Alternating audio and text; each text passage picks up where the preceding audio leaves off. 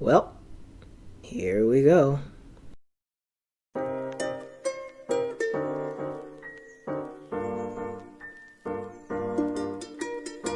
My previous character analysis videos were focused on characters that were underappreciated, misunderstood, and overlooked. First, Cream, with one of the strongest and most consistent character arcs in the series and a fantastic theme skillfully hidden beneath the surface. Then Eggman Nega with his extremely dark backstory and incredibly crafty personality, while remaining one of the most sympathetic villains in the series. And the characters that I plan to cover in the future will follow this trend, I assure you. Because I'm interested in knowing each character intimately and personally by researching them inside and out and determining the core of their character, so I can know how to craft my own characters as carefully and as powerfully subtle as most of the characters in this series truly are. However, this video is not going to be like the others. The other characters, no matter how much most people disliked and discounted them, were incredibly written and surprisingly compelling characters. And I wanted to reveal the deep, powerful core beneath their surface. They had something going on all along, it's just no one was really looking that closely at them. But for this character, well, there's nothing beyond the surface. She's not interesting, she's not compelling, and she's not well written. She's just kinda there. I've attempted to dig below the surface with her as I did with the other characters, but I came out with nothing. This character just doesn't work, and it's not just the game she came from that's to blame. It's so many other things that doomed Princess Elise to be the hated character that she is to this day. She is the quintessential damsel in distress, standing below the likes of Princess Peach from the Super Mario mythos, Princess Aurora from Sleeping Beauty, Ann Darrow from King Kong, Princess Buttercup from The Princess Bride, Lois Lane from the Superman mythos, and Olive Oyl from the Popeye the Sailor Man cartoons, just to name a few. So no, I'm not making this video to convince you that you've been looking at her from the wrong perspective, or to make a case for the few fans that like her. Neither am I here to rip her to shreds and bash those few fans on her side. No, I'm here simply to show you who she could have been, who I think she should have been.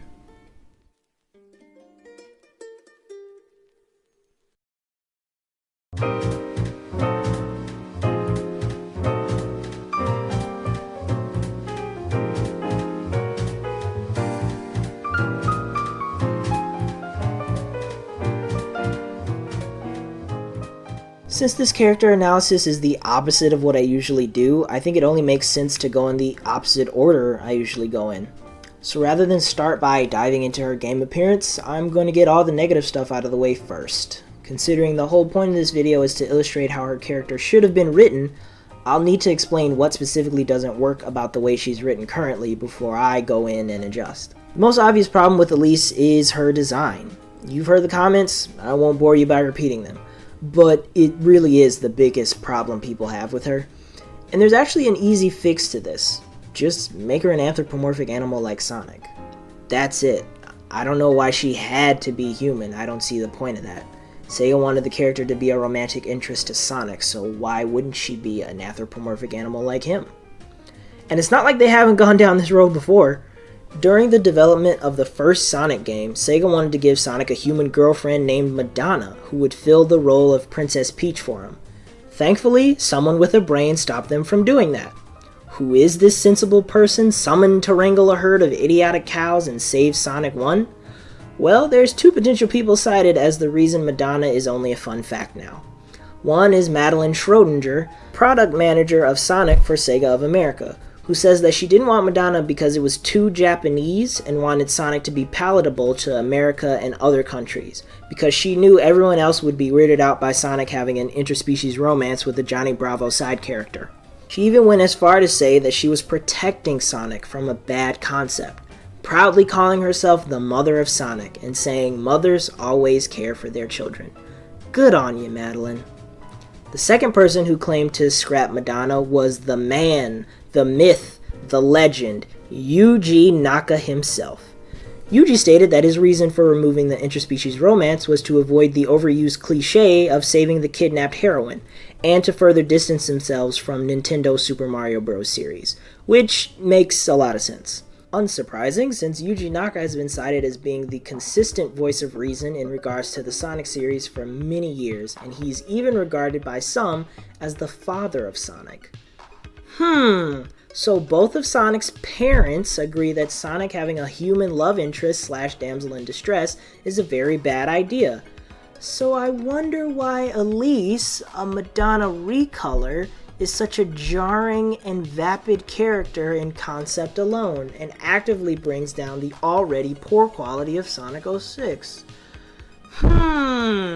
It's a mystery! Honestly though, I don't think people would have nearly as big of a problem with her if she was an animal character. But now the question is, what animal would she be? And to that I say, the answer has been there this entire time.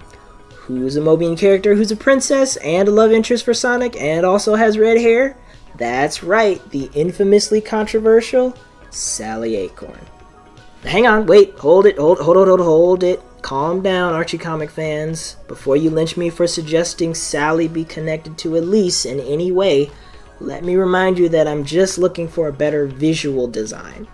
This doesn't mean I want Elise to take anything from Sally's character, because if I haven't made it clear before now, I abhor the Archie Comics continuity, and Sally is a big reason for that. Why? Well, that's a story for another time, but the point is, I'm not saying we should put Sally in a dress and make her act like Elise. God no.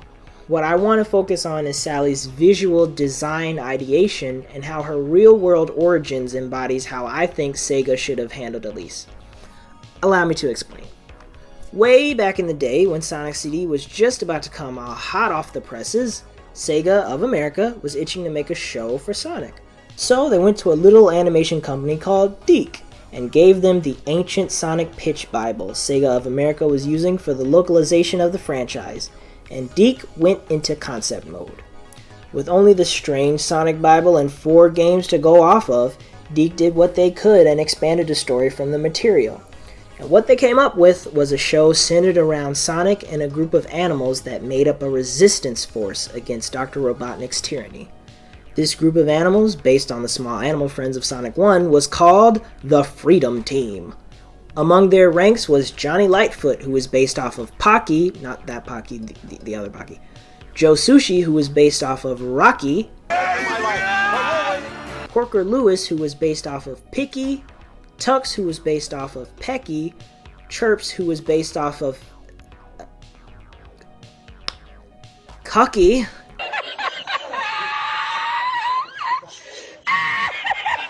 Flicky, who shares her name with her inspiration, and most importantly, Princess Acorn, who was based off of Ricky.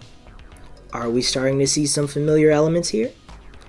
DiC pitched the show, and Sega of America liked the general concept, but wanted them to refine it. Meaning a lot of things got changed around, ideas were scrapped, characters were cut, until finally, someone decided to split the show into 2 different shows. Thus, 2 of the most famous Sonic cartoons ever were developed.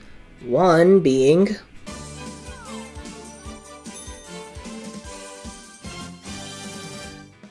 and the other being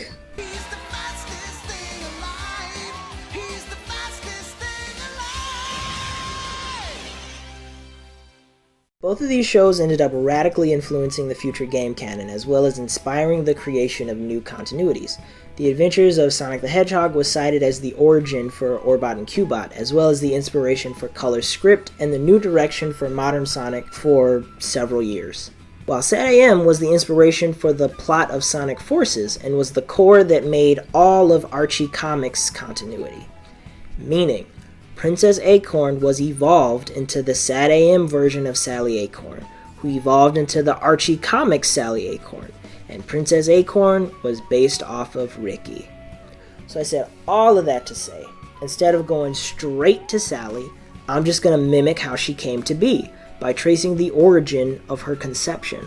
So Ricky to Princess Acorn to Mobian Princess Elise. Simple, easy, based in the deep roots of the franchise's origins, is perfect. So, we'll take Princess Acorn and adjust her colors to look like Elise. I don't think anyone would have a problem with that decision. Also, Sally is in Sonic Spinball. Though she is a recolor, it's definitely still her.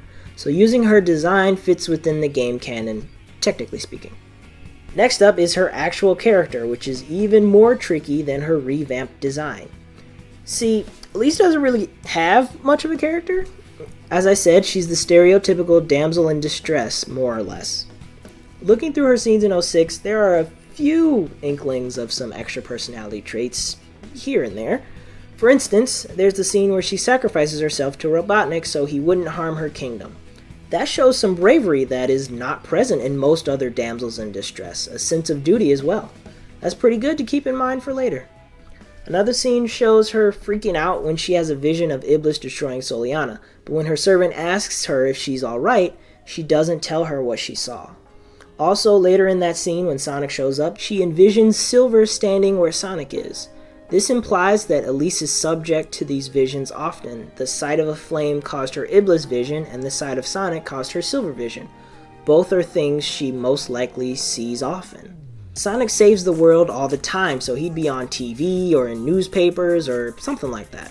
Soliana has flames everywhere in their iconography and culture. Their annual festival forces her to pick up a torch and light a huge lantern in the shape of their country's fire symbol.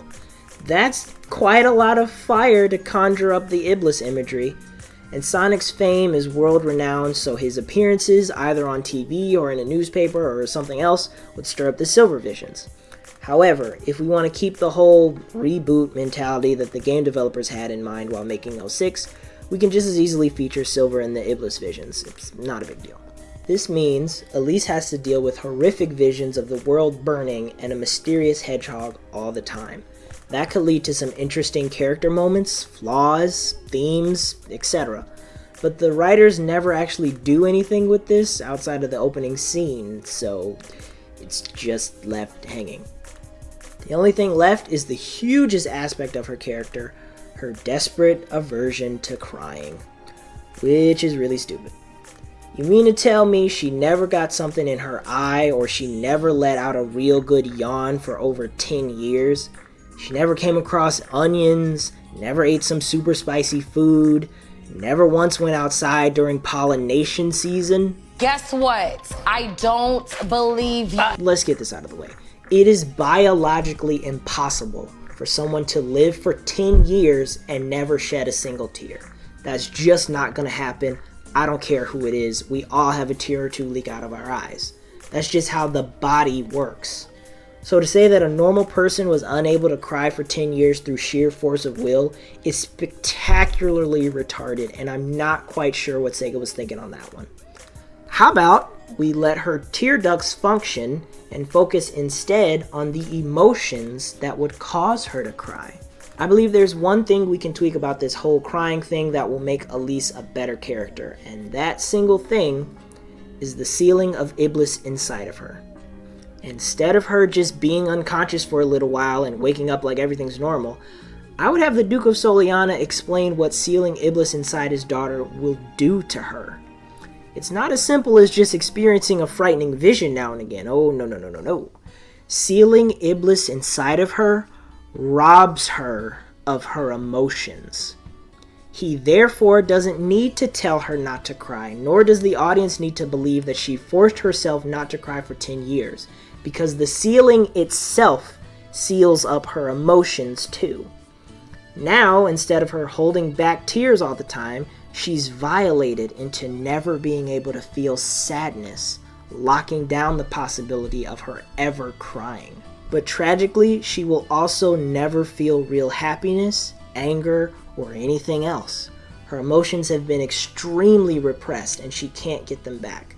This, of course, makes her very different from her original counterpart, and I think that's for the better. Because we have an Elise that can't feel, she'll be unintentionally apathetic, cold, dry, pessimistic. I'd imagine she would act similar to Raven from Teen Titans. Told you we'd win you a prize. A giant chicken. I must be the luckiest girl in the world. Guys! Over here! I found something. I wouldn't. Way to go. I know this isn't my style, but we just kicked Slade's butt.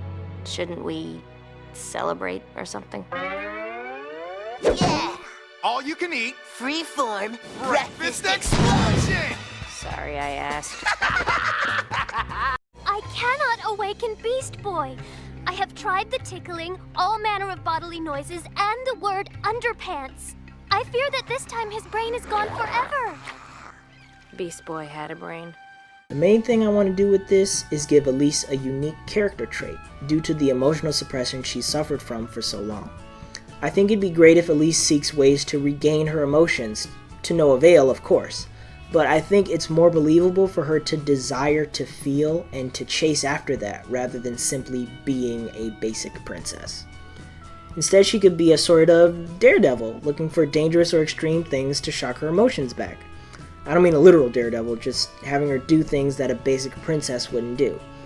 Mountain climbing, riding roller coasters, watching extremely scary movies or incredibly sad movies, making her servants tell her the saddest or happiest moments in their lives, etc. Nothing life-threatening, but stuff that would elicit strong emotions from a normal person. As I said, it won't work, but the fact that she tries to feel again would be very interesting. What this also does is make the moment when she does cry much more powerful, because it'll be the first time she's felt an emotion in 10 years, and it's immense sadness. It'll also be earned because it will be the one time that she's been through such an extreme ordeal and gotten close to someone for the first time. To suddenly have that person killed right in front of her, that would be the shock she needed all this time to unleash her emotions. And for this character trait to work, it would be best if Elise isn't aware that her father did this to her. It would make her more sympathetic and add some complexity when she eventually does find out what he did and why he did it. It would also add complexity to the Duke, which is also good.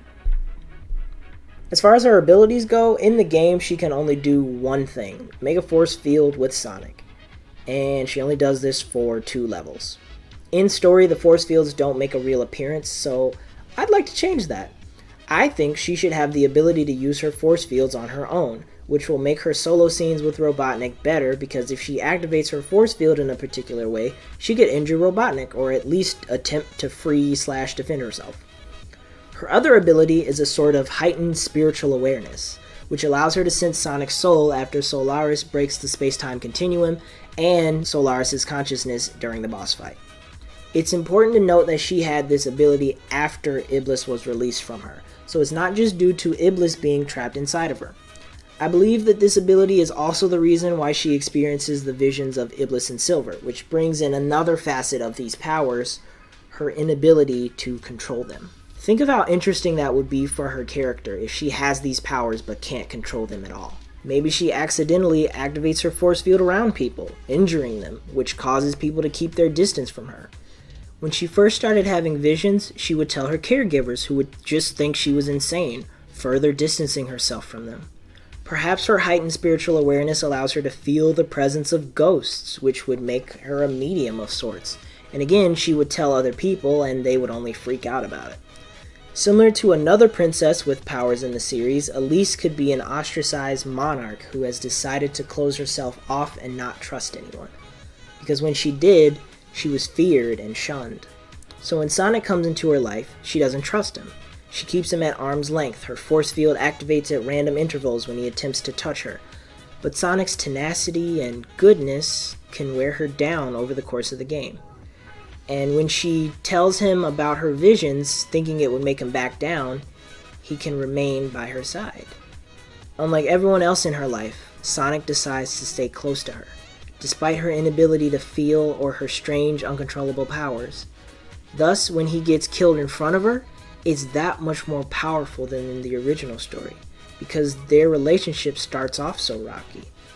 And when she gets her emotions back after Sonic's death, I think she should act closer to her original game counterpart. But it would be best if we kept some of our character traits to make that transition feel more natural. So when everyone is at the end of the world stage, she can be a bawling mess like Amy is. But when she senses Sonic's soul, she could frantically tell everyone else and beg them to help save him because it's not too late. When Silver tells her she has to be the one to use the Chaos Emeralds to revive Sonic, she'll doubt herself. But the rest of the cast can tell her she's the only one with spiritual awareness powers, and using the Chaos Emeralds will strengthen those powers to their maximum potential, which will allow her to possibly revive him. Only then will she say she'll try. I think it'd be really interesting if every character got a short moment with her as well, a one-on-one scene with her interacting with all the other characters as they give her the Chaos Emeralds they find, just to spice things up. Finally, the moment that everyone dislikes Elise for, the infamous kiss. I believe that making her a Mobian chipmunk will quell most of the animosity for this scene, but if people are still turned off on the idea of anyone kissing Sonic, I got you on that. Elise does Tikal's prayer and tells the Chaos Emeralds all the same stuff she says in the original. However, when she goes up to Sonic's floating body, instead of kissing him, she can just hold his hand. And boom, he becomes supersonic from that. Problem solved. And I believe her final scenes with Sonic will work with the adjustments we've made. All of that is fine as is. As far as her voice is concerned, I think it's another classic case of bad voice direction as opposed to a bad voice actress. In fact, I really like her voice actress. She's really good. Why should Caesar get to stomp around like a giant while the rest of us try not to get smushed under his big feet? What's so great about Caesar? Brutus is just as cute as Caesar. Okay, Brutus is just as smart as Caesar. People totally like Brutus just as much as they like Caesar. And when did it become okay for one person to be the boss of everybody, huh? Because that's not what Rome is about. We should totally just stab Caesar! You know that I'm not allowed to wear hoop earrings, right? Yeah, 2 years ago she told me that hoop earrings were her thing, and that I wasn't allowed to wear them anymore. And then for Hanukkah, my parents got me this pair of really expensive white gold hoops, and I had to pretend like I didn't even like them, and it was so sad. And you know she cheats on Aaron. Yes, every Thursday he thinks she's doing SAT prep, but really, she's hooking up with Shane Oman in the projection room above the auditorium, and I never told anybody that because I'm such a good friend. However, if we're going to go all the way with this rewrite, I think it'd be fair to recast Elise's voice actress, considering the canon Elise and our new Elise are so vastly different anyway.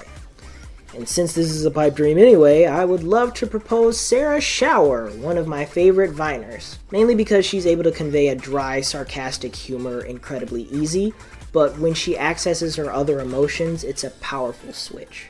Also, I just really like her for the role. For some reason, I just think she'd be great as a voice actress. Excuse me, Sarah, can you pick up my double tomorrow? I just don't want to go in. No, I can't. I hate you. No. Hey, I missed last class. Can I borrow your notes? Yeah, go ahead. Awesome. Oh my god, you're literally retarded. As opposed to what? Hypothetically retarded? That's offensive. What? What's wrong with you? I hit my head. Did you drink and stumble? Yeah, I get that. I fell playing Twister alone. I don't like my food. Can you take it back? Is that why you ate half of it? Take it off my check, too. No. Well, I'm not gonna tip. Well... Kevin, Nike shouldn't have sponsored this suicide prevention 5K. But why? Just Do It is everywhere. I pulled you over because you matched the description of a drunk driver in the area. Well, joke's on whoever called it in because I'm just a shit driver. Hey, y'all got a bathroom? No, we all shit in a bucket out back. The last thing I want to address is her relationship with Sonic. Contrary to popular belief, I don't think romance has a place in Sonic's life.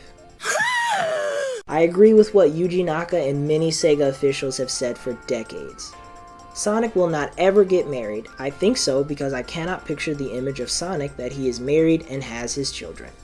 Many people take this to believe that Sonic, the game's continuity Sonic, will never be interested in romance. And for good reason. Say what you will about the other versions of the character, but the original Sonic is fundamentally not interested in that stuff. He's about adventure, freedom, exploring, all that lofty stuff. He likes being alone as much as he likes being with his friends, and he does not like being tied down. Any romantic relationship is a form of being tied down, some freedom he'd have to relinquish, and that's just not Sonic's style. So Elise can feel whatever she wants for him, a cute crush, a romantic connection, a primal physical attraction. It really doesn't matter. Sonic won't be reciprocating any of that. The only relationship he's going to have with her is friendship. She can want more, but Sonic won't have more to give. And I think that's everything.